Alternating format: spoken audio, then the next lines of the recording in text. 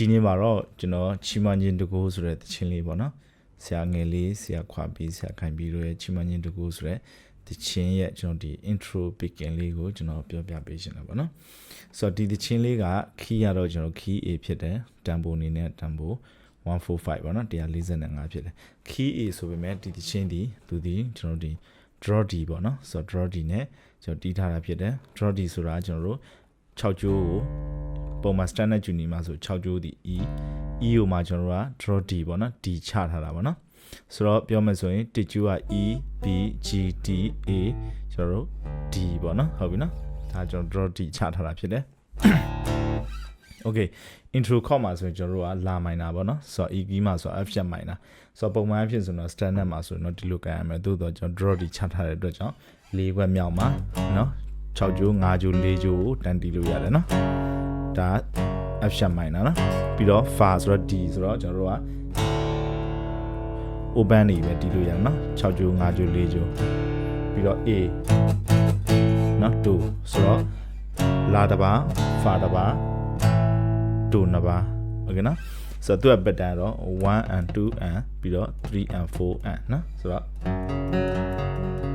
နော်1 and 2 and 3 and 4 and နော်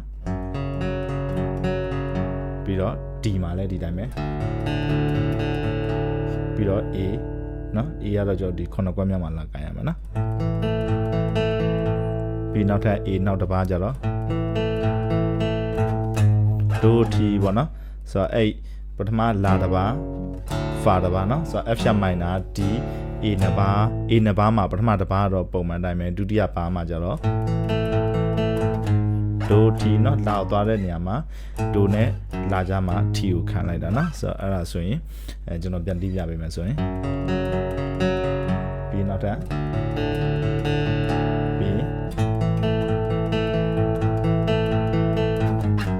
နော်ဆိုတော့စုစုပေါင်းကျွန်တော်10ပါးပေါ့နော်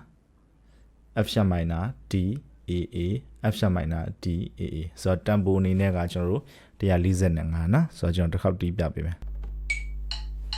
1 2 3 4first လဲဒီတိုင်းပဲသွားတယ် first လဲလာ minor fa do do ပြီးလာ minor fa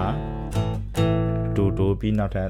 လာ minor fa ပြီး so ဘောနော် so ကြတော့ E ရတယ်မှာ da na na na na ပြီးနောက်ထပ် first ဒါတော့ကျွန်တော်တို့မြှုပ်လေးနဲ့ပဲကျွန်တော်တီးတယ်နော်ပြီးတာနဲ့ကျွန်တော်တို့ဒီ pre နော် pre လဲအားလုံးတီးပြီးသားဖြစ်မှာပါ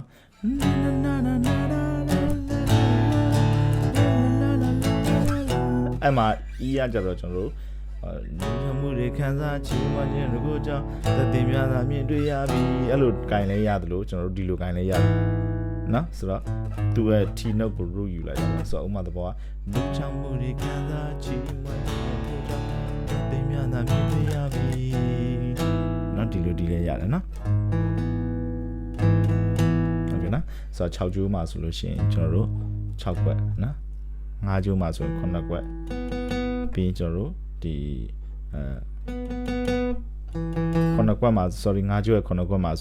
5ကျိုးရဲ့9ခွက်ပြီးတာနဲ့ကျွန်တော်4ကျိုးရဲ့9ခွက်နော်ပြီးတာနဲ့ကျွန်တော်တို့chorus ကတော့လွယ်ပါနော်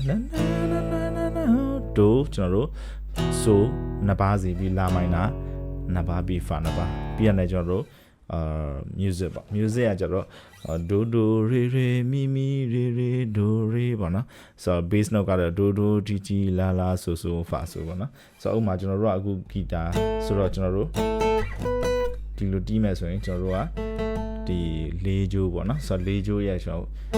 9ခွက်ပြီးရင်ကျွန်တော်တို့ဒီ2ကျိုးပေါ့နော်2ကျိုးရဲ့ကျွန်တော်တို့10ခွက်စတာဒိုအနှိမ့်နဲ့ height ဒိုနဲ့ပေါ့နော်ဆိုတော့1 octave ပါဆိုတော့ဒိုဒိုရေရေဒိုဒိုရေရေမီမီရေရေဒိုရေ နော်ဒါသူရဲ့ပုံဟို original တီးတဲ့ဟာပေါ့နော်ဆိုတော့ do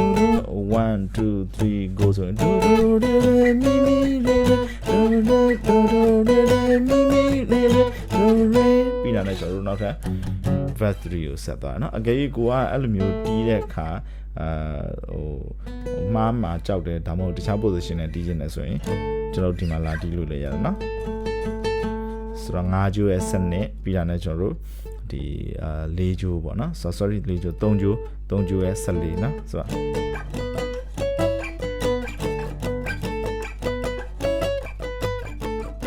ဒီမှာလာတီးလည်းရတယ်နော်ဟုတ်ကဲ့နော်ဆိုတော့သူ original တိုင်းဆိုတော့ကျွန်တော်ဒီမှာတီးရတယ်နော်ဆိုတော့